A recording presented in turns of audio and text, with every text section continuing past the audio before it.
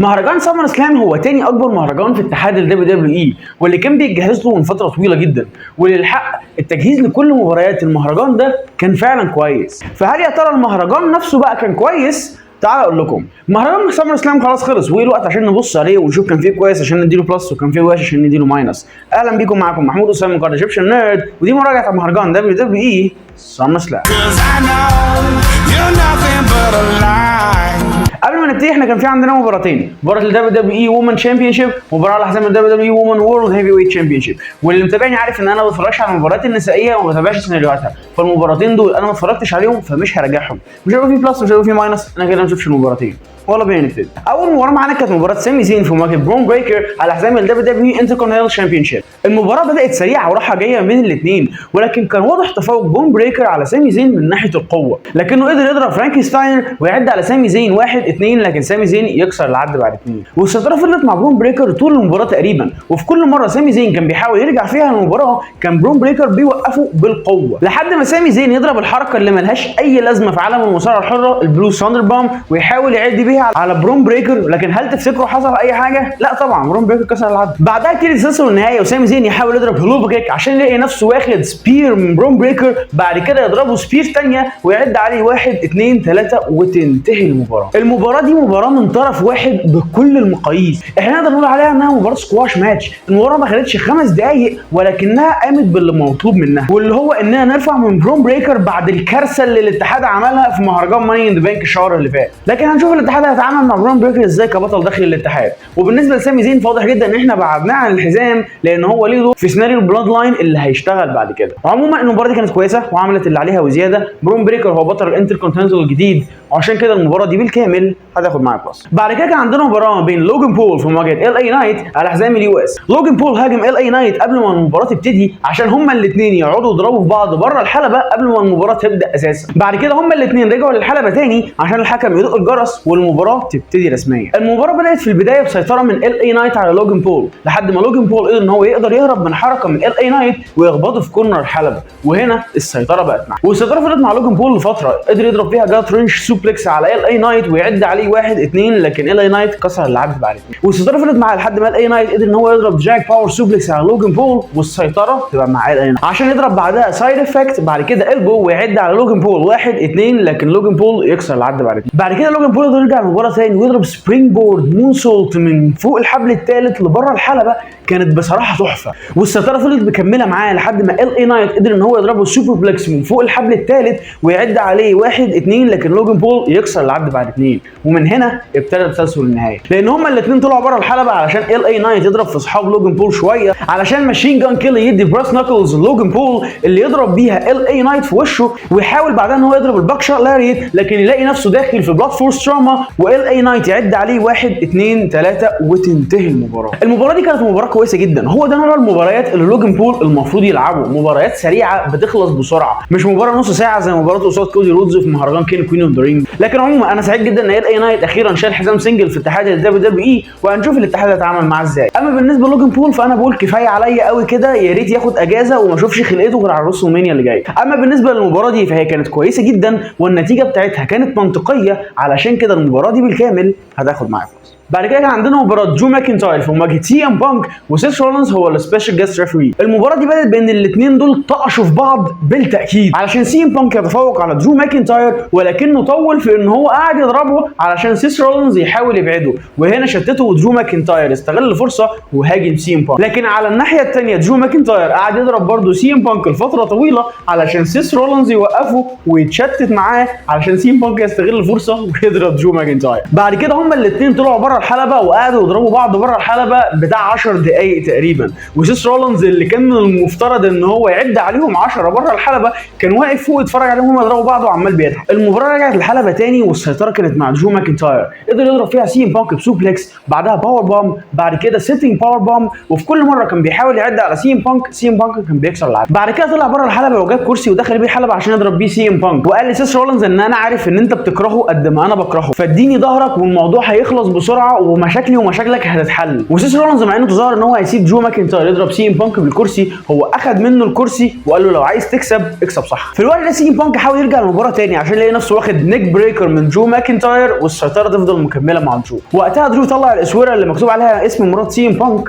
ولبسها في ايده علشان تبتدي المايند جيم. سي ام بانك اول ما شاف المشهد ده اتجنن طبعا وقعد يضرب في درو ماكنتاير وقدر ان هو يقفل سبمشن هولد على درو ماكنتاير، لكن درو ماكنتاير قبل ما يسلم سي ام بانك هو اللي كسر السبمشن بايده علشان ياخد الاسوره اللي التاني لابسها في ايده. ودي كانت اول غلطه لسي ام بانك في المباراه دي، لان هو انشغل مع الاسوره علشان لما يقوم يلاقي نفسه واخد كليمور من درو ماكنتاير ويعد عليه 1 2، لكن سي ام بانك يكسر العد بعد كده علشان بعد كده درو ماكنتاير يحاول يضرب الفيوتشر شوت دي تي، ولكن سي ام بانك يهرب منها ويخبطه في الكورنر. ولما كان هيضربه الجو تو سليب شاف الاسوره اللي كانت وقعت من ايده وسيس رولينز لقاها في الحلبه ولبسها في ايده في ايد سيس رولينز، وتخيل ان هو بيحاول يضايقه علشان ينشغل مع سيس رولينز عشان درو ماكنتاير يجي من ورا ويخبط سي ام بانك ويوقع سيس رولينز بره الحلبه. وقتها سي ام بانك قدر ان هو يضرب الجو تو سليب، لكن ما كانش في حد عشان يعد عليه، ولما سيس رولينز طلع فوق الحلبه علشان يعد كان درو ماكنتاير كسر العد. وقتها سي ام بانك دخل في مشاده مع سيس رولينز انتهت بان هو ضربه جو تو سليب، ولما قرر ان هو يرجع تاني لدرو ماكنتاير قدر ان هو يضربه لو بلو وراح كليمور ويعد عليه 1 2 3 وتنتهي المباراه. المباراه دي هي صاحبه التجهيز الاطول في مباريات المهرجان بالكامل، وعلى الرغم من انها كانت مباراه كويسه كاداء داخل الحلبه،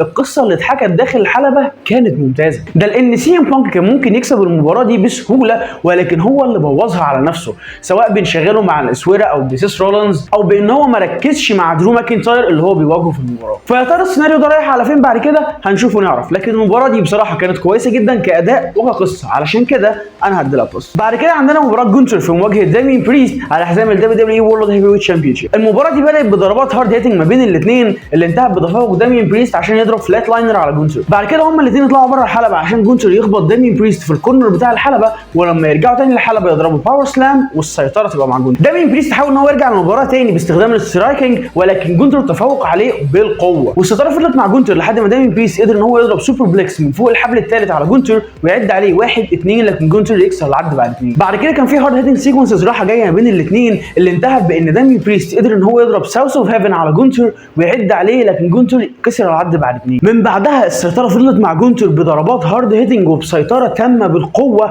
على دامين بريست لحد ما فين بالر دخل الحلبه علشان يشجع دامين بريست. وقتها جونتر ضربه، وهنا دامين بريست ما عجبوش الوضع واتجنن حرفيا، لانه قام على الارض وضرب جونتر كروز لاين وراها ريزرز ايدج وراها ساوث اوف هيفن وعدى على جونتر، لكن فين بالر حط الرجل جونتر على الحبل علشان يكسر العد. والمباراه دي كان ممكن تنتهي هنا عادي جدا. بعدها دامين بريست شاف ريبلاي للي حصل على الشاشه الكبيره مع الجمهور ووقتها اتجنن على فين بالر. لكن طبعا في مواجهه جونتر انت ما ينفعش تتشتت باي شكل من الاشكال، لان هو ضرب دامين بريست باور بام، بعد كده عمل شوك علشان دامين بريست يغمى عليه وتنتهي المباراه. المباراه دي كانت مباراه هارد هيتنج قويه جدا وجميله جدا، الى جانب ان القصه اللي اتحكت داخل الحلبه كانت فعلا ممتازه. دامين بريست كان هيثبت اخيرا ان هو يقدر يكسب مباراه بدون مساعده الجادجمنت داي علشان فين بالر يبوظها عليه. اما بالنسبه لجونتر فهو اخيرا شال حزام وورلد هيفي ويت في الاتحاد ده، وانا بصراحه فرحان ليه جدا، لان اداؤه العالي داخل الحلبه هو اللي مخليه حاليا شايل الاتحاد في نظري. في الاول وفي الاخر ده اكتر واحد عنده مباراه 5 نجوم في تاريخ الاتحاد بالكامل، وسيناريو انفصال دامين بريست عن جادجمنت داي بيتهيألي خلاص احنا كده في البيك بتاعته. فانا متحمس لان اعرف ايه اللي هيحصل بعد كده سواء من جونتر او من الجادجمنت داي، فالمباراه دي بالكامل هتاخد معايا بلس. بعد كده عندنا مباراه المين ايفنت بتاعنا كودي رودز في مواجهه سولو سيكوا على حزام الدبليو دبليو اي تشامبيونشيب في مباراه بلاد لاين رول. المباراه بدات بباور كونتست ما بين الاثنين اللي انتهت وللمفاجاه بتفوق سولو سيكوا. بعد كده المباراه فضلت رايحه جايه ما بين الاثنين وكانت ماشيه بنمط بان كودي رودز كل ما يحاول يعمل حاجه سولو سيكوا يبقى عارف هي ايه ويردها، وفضلت المباراه ماشيه على كده لحد ما سولو سيكوا قدر ان هو يضرب يوري ناجي وراها سمول دروب مرتين والسيطره تبقى معاه في المباراه. والسيطره فضلت معاه لفتره طويله جدا لحد ما كودي رودز قدر ان هو يقدر يضربه السوبر بلاكس من فوق الحبل الثالث علشان يخش بعدها في هارد هيدنج كونتست انتهت بتفوق كودي رودز علشان يضرب كروس رودز على سولو سيكوا. وقتها الجوريلا براذرز تاما تانجا وتانجا لوا طلعوا علشان ينقذوا سولو سيكوا ويضربوا كودي رودز. وهنا انا كنت نسيت اساسا ان المباراه دي مباراه بلاد لاين رول، وما افتكرتش غير لما هم دخلوا علشان يضربوه. وقتها كيفن اونز وراندي اورتن طلعوا علشان ينقذوا كودي رودز ويتخلصوا من الجوريلا براذرز وهم الثلاثه يضربوا سولو سيكوا.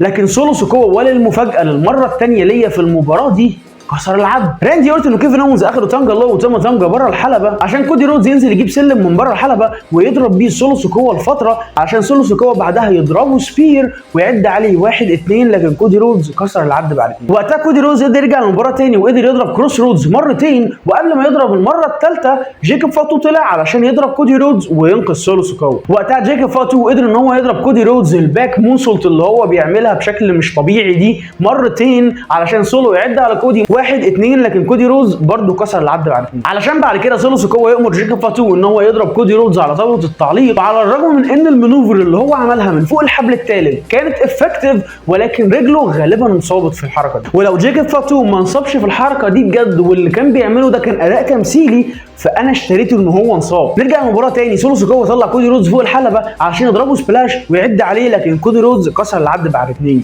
وقتها كودي رودز قدر ان هو يرجع تاني ويضرب كودي كاتر من فوق الحبل الثالث، ومن هنا سمعنا الموسيقى اللي كلنا منتظرينها.